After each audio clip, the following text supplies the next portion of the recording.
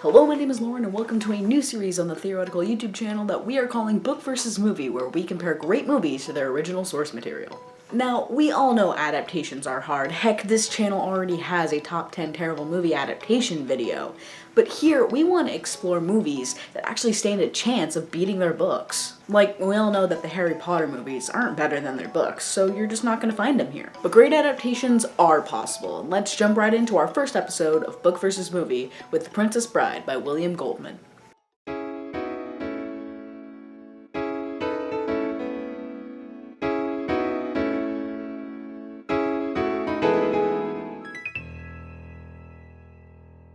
Okay, so we're all familiar with this movie, right? I mean, it's kind of a classic and whatnot, but I don't think it's a wild assumption to say that many people are less familiar with the novel. I certainly hadn't read it till I started doing research for this video. And here's the thing. I personally have never encountered a book that was so similar to its movie and yet was an entirely different entity. Because The Princess Bride has to be one of the most meta books ever written. Let me explain. The Princess Bride is written by William Goldman, who also wrote the screenplay for the film, but in the book, Goldman claims that he's abridging another work. In the book, The Princess Bride is apparently a real book written by a fictional S. Morgenstern, one of the most prominent descendants of the real country of Florin. It is claimed that Morgenstern's children's story was a satirical but pretty historically accurate depiction of medieval Florin. It is claimed that Buttercup, Wesley, Vincini, Indigo, Fezzik, Miracle Max, Count Rugen, and Prince Humperdinck were all real people a long time ago. Inconceivable! Goldman has pages dedicated to him visiting the Florin History Museum, where he was referred to by Andre the Giant and Stephen King. He describes large clothing in a display case that once belonged to Fezzik and poring over journals kept by Morgenstern in an effort to keep his abridgment accurate. But obviously, none of this is true. You a rotten liar. S. Morgenstern never existed, neither did Florin, the characters described, or any of the events Goldman recounts that led to his abridgment. So what's with the pretense of an abridgment at all? Well, let's talk about the movie for a second. The framing of the movie is that there's a kid, played by Fred Savage, who is sick in bed and his grandfather reads him a story called The Princess Bride. Savage is reluctant at first because he says he doesn't like kissing books, but he eventually comes around to it when he hears how cool the fantasy genre is. Fencing, fighting, torture, revenge, giants, monsters, chases, escapes, true love, miracles. Doesn't sound too bad. Eventually, and throughout the movie, he becomes hooked on the plot and the characters, just like the audience does as well. In the book, Goldman is the kid sick in bed. He describes a moment in his childhood where he was sick with pneumonia and his father read him S. Morgenstern's book. Goldman grows up with a love of reading and adventure stories from this event and becomes a successful writer. He describes his marriage to a woman named Helen and their son, who he emphasizes is overweight, like Dudley Dursley overweight. He admits that his relationship with his son is strained, and so in an attempt to connect with him, he buys him a copy of The Princess Bride as a birthday present. The son lies to his father and tells him that he enjoyed the book, although he never read past the first chapter. Goldman is shocked and disappointed when he's told that it was just too boring. But apparently the son was right, and The Princess Bride is an incredibly boring book, where at one point over 50 pages is dedicated to packing and unpacking boxes. So Goldman reads his favorite book for the first time himself and discovers that his father had skipped all of the boring parts. At this point, the reader is finally rewarded with an explanation of why they are reading an abridgment of The Princess Bride. Apparently, Goldman wanted to create a copy of The Princess Bride that captured the adventure and romanticism that he experienced as a child. And besides all the complicated backstory and intricate framing, the actual plot of the story is almost identical to the movie. I'm willing to bet that the majority of the dialogue was actually lifted from the page. Clearly, Goldman thought he got it right the first time. Inconceivable.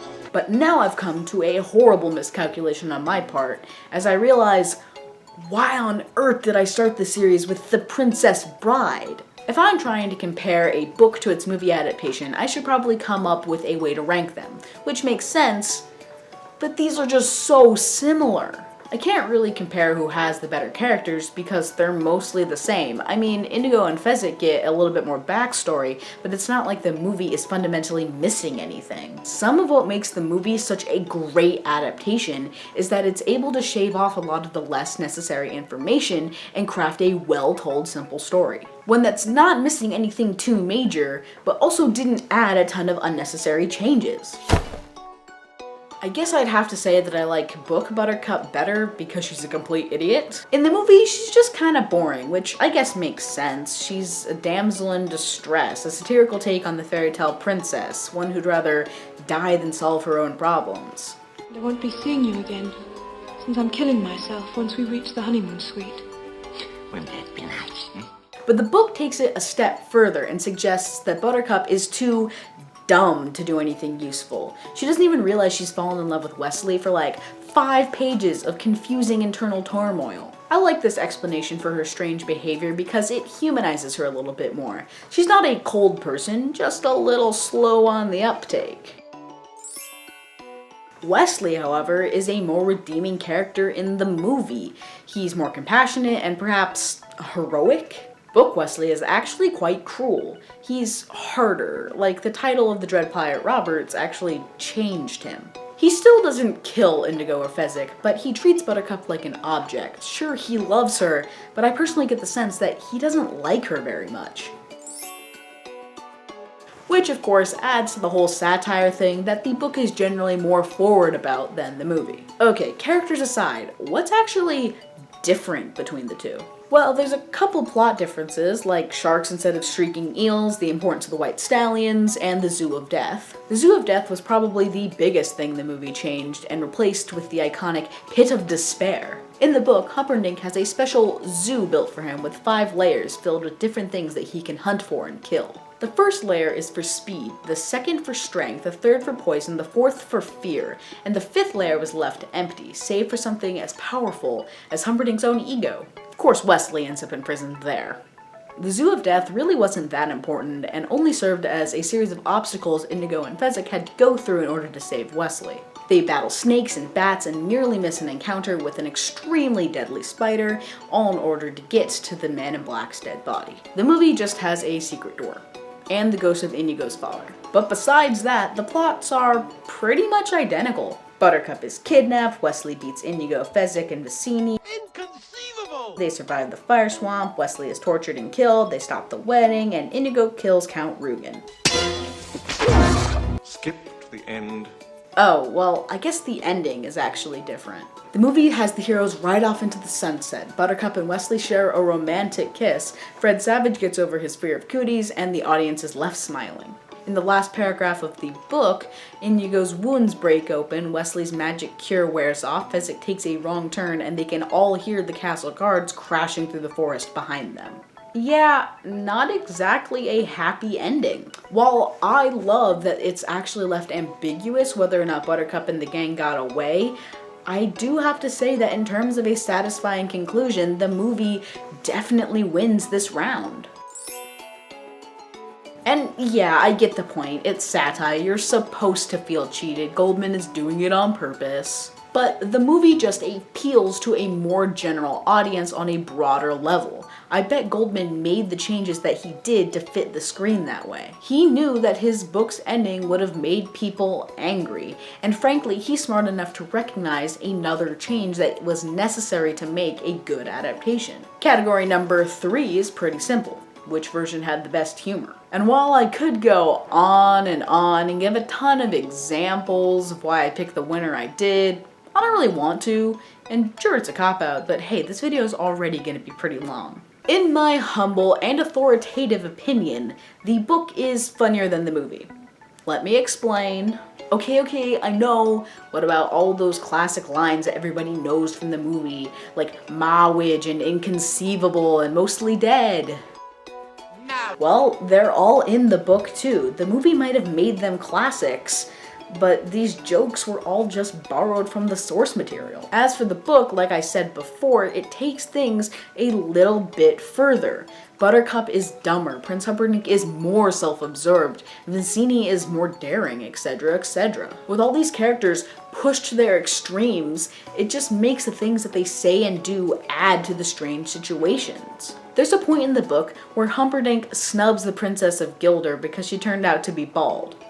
And that's the entire reason the two countries hate each other. The point of this story is to flaunt the tropes of classic fantasy adventure, and I believe that the book shows the absurdity of the plot more clearly. I feel like the movie could have actually happened. Like, maybe the ROUSs were just bears and Wesley was just really unconscious or something. With a little exaggeration, it's not that far-fetched. The book, however, just mocks everything about itself. It's so self-aware. Heck, a lot of it is just the author lying and telling us that he's abridging someone else's work. For its outright ridiculous decisions and 100% owning them, I have no choice but to award this round to the book.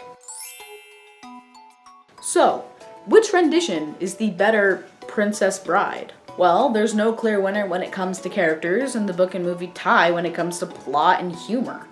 But we can't have a tie in the first episode, so I guess we're going to have to call upon special category number 4, which I'm calling Whose Story Is It Anyway? Because fundamentally we have to understand that the book and movie told completely different stories.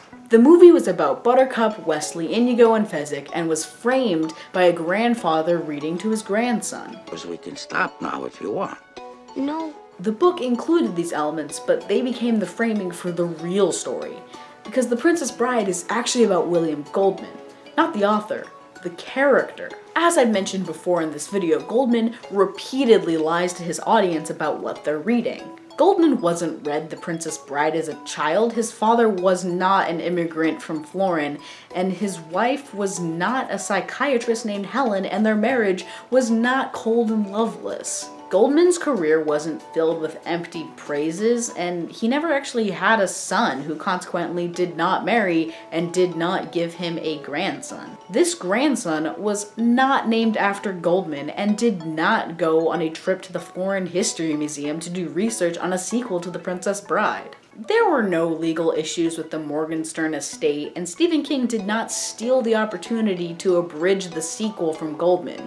Overall, the story wasn't about any Princess Bride. Goldman's character is feeling lost and depressed at the lack of romanticism in his life. His estranged relationship with his son, the lackluster stage of his career, and his desperation to return to his childhood prompts him to abridge his favorite story, the one that filled him with passion and adventure throughout his entire life. The Princess Bride was supposedly what his wife read him when he was delirious in the hospital, thus strengthening their connection. He tried to reach out to his son with S. Morgenstern's original rendition, but when that didn't work, he rewrote it himself. His grandson Willie's only birthday wish was to be read The Princess Bride like Goldman's father and Goldman himself did for their sons. The Princess Bride, S. Morgenstern's classic tale of true love and high adventure, is really about a man desperately trying to connect to his childhood and to his family. It's just done so through a fantasy story that has become one of the most iconic movies of all time. So what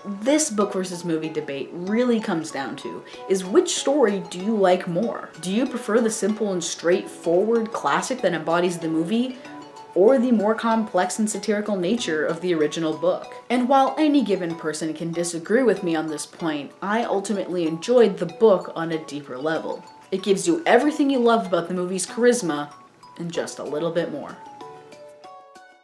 Man, I really wanted the first episode to prove that movies could beat their books.